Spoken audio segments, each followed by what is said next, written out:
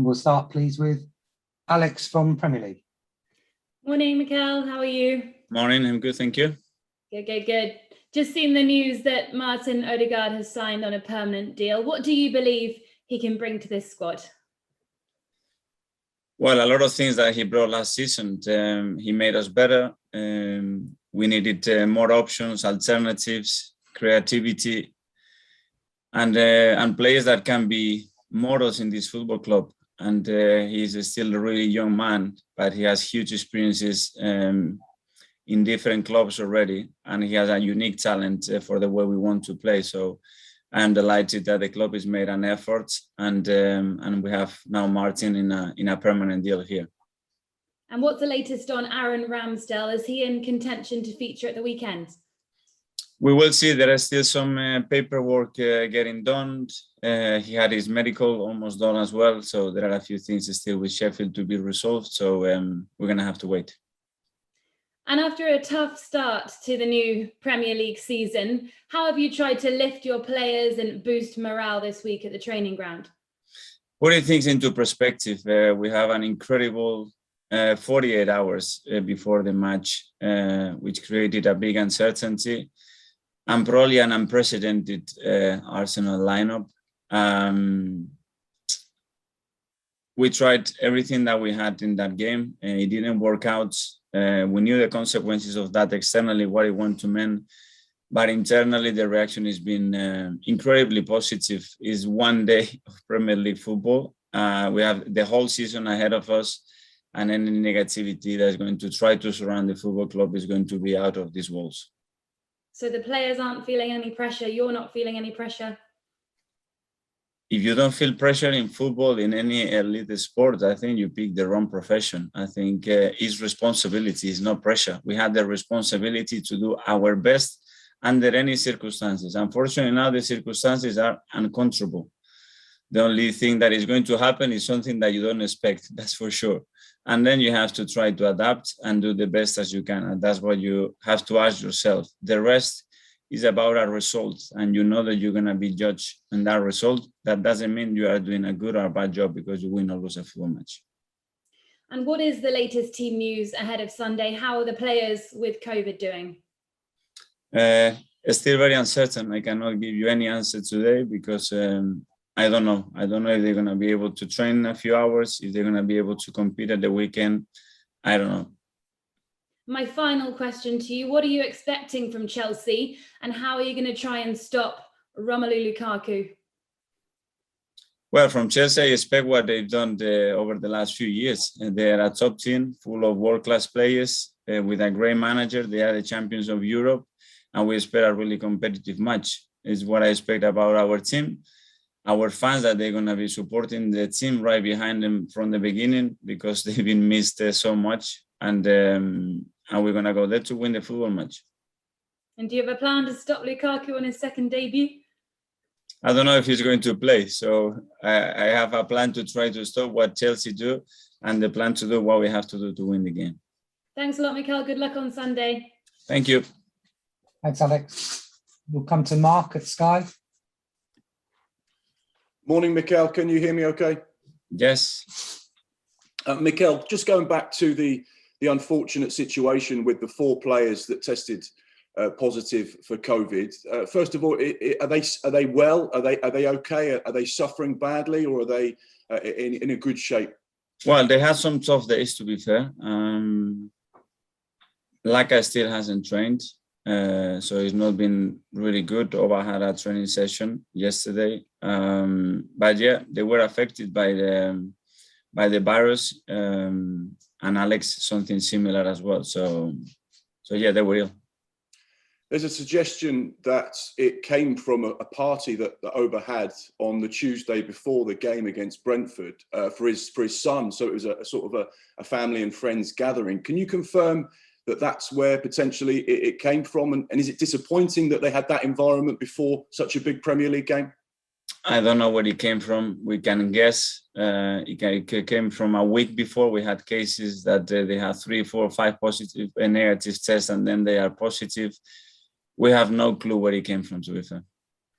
Can you confirm in terms of the players, are they vaccinated? Are they double jabbed? Are they single jabbed?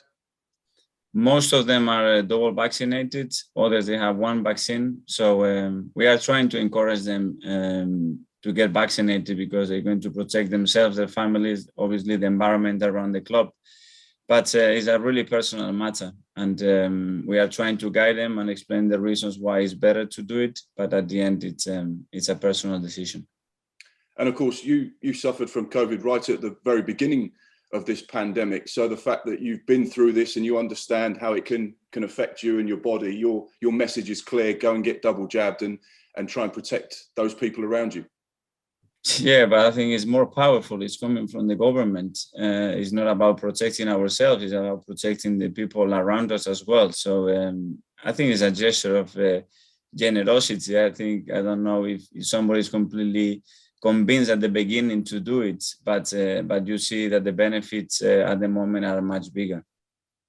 Quick word on Aaron Ramsdale, which looks like an imminent signing, another positive player through the door in what's been a really busy window for the football club. Do you see Aaron as someone that will be a number one or someone to challenge Bernd? How do you see that dynamic playing out? Because to have two great goalkeepers is obviously what you want. Well, it's what we want.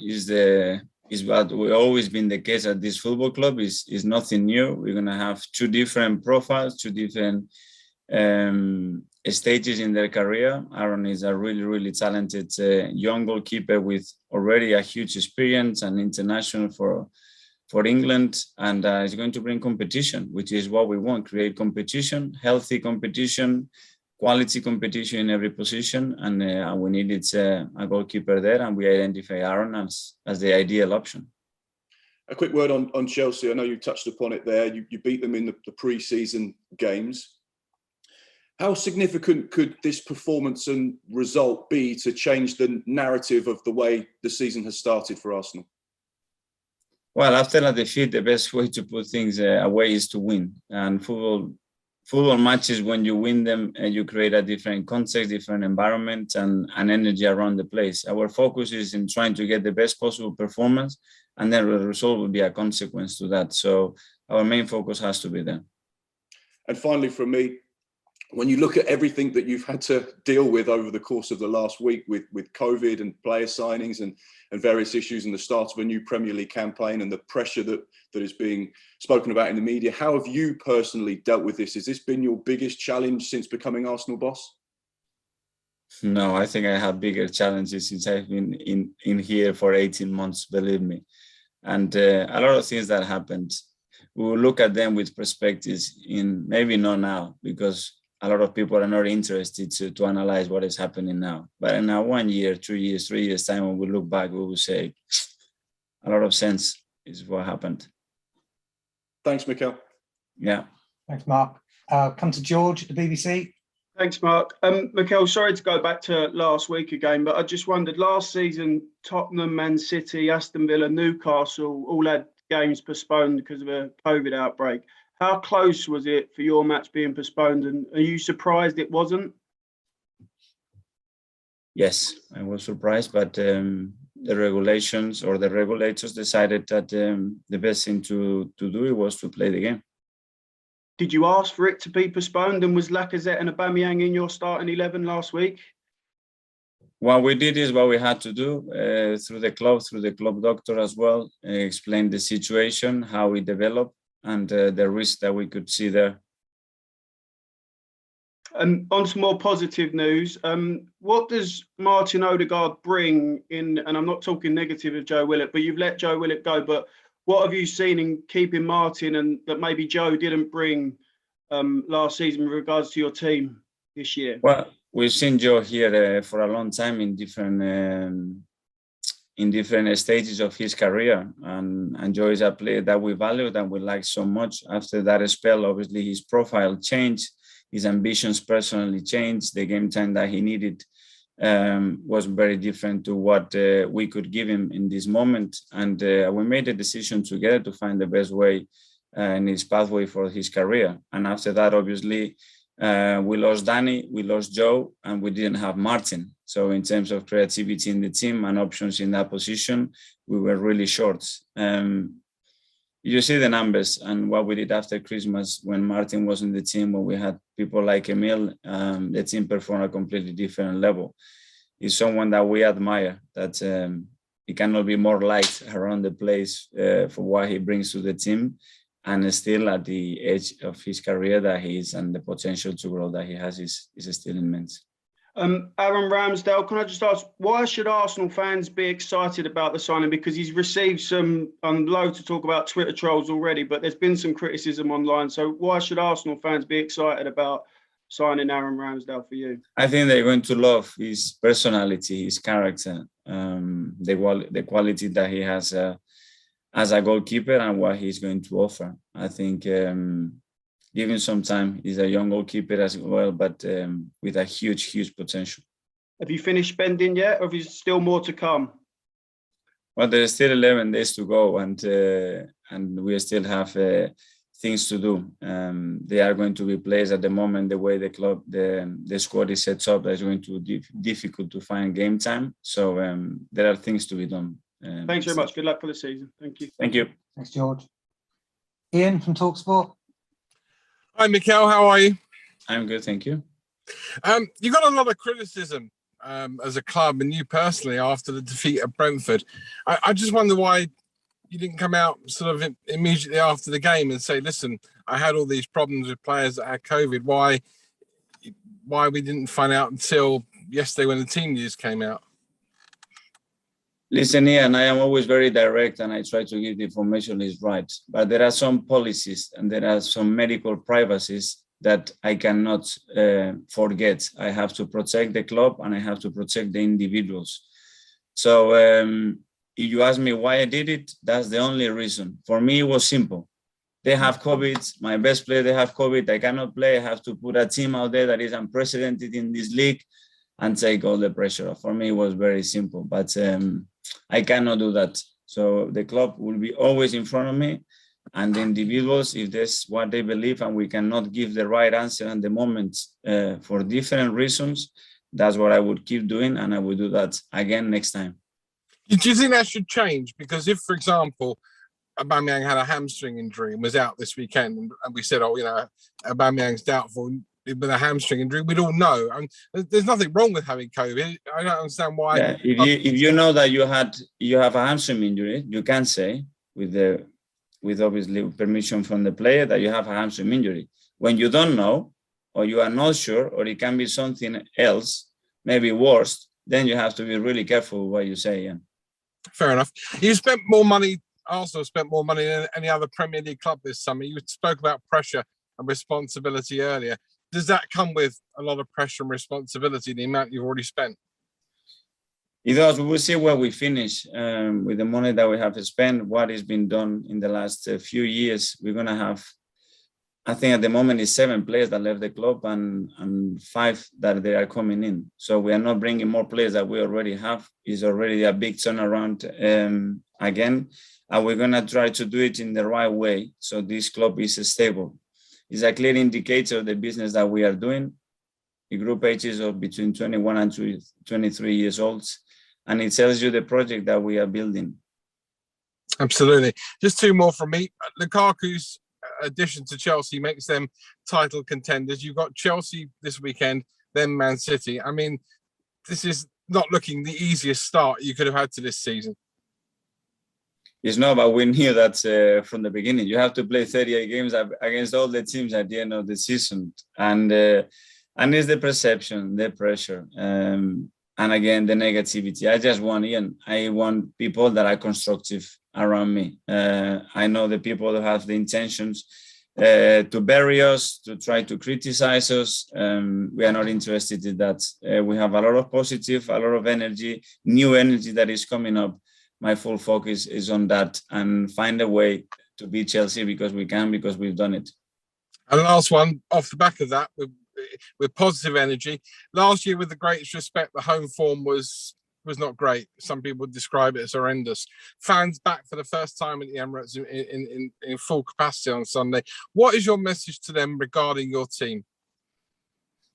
Just what I described, that in moments when there are people and there are certain negativity around the place, you need your fans and your supporters more than ever. They've always been with the team, and I have no doubt that on Sunday they're going to be right behind the team. And there is one thing that the team needs is exactly that. So if they really want to help the team, it's not going to be a better medicine for them that feel them very close with the right energy and supporting and being behind them. And the team is going to try their best. Good luck this weekend, Mikel. Thank you. Jerry from Haters. Hi, Miguel. How are you? Good. We've seen Bukayo Saka get good receptions when he's gone on at Tottenham and at Brentford as substitute. What sort of reception do you think he'll get from his home supporters on Sunday? Even better. I think we all read and listened to what everybody around the world said about B, but obviously our fans are even more touched with him emotionally because they've seen him come through our academy and they know the person and the player even better. So I'm expecting them to be right behind him. Is he ready to start, do you think, on Sunday? Let's see how he's in the next few days. He felt good after the match. The other day, he's still lacking some fitness, but he's in a better place. And when we spoke to you last week, you seemed quite downbeat, with the season ahead. But today, you're obviously a lot more positive. You've got some young players coming through and you've got some new signings.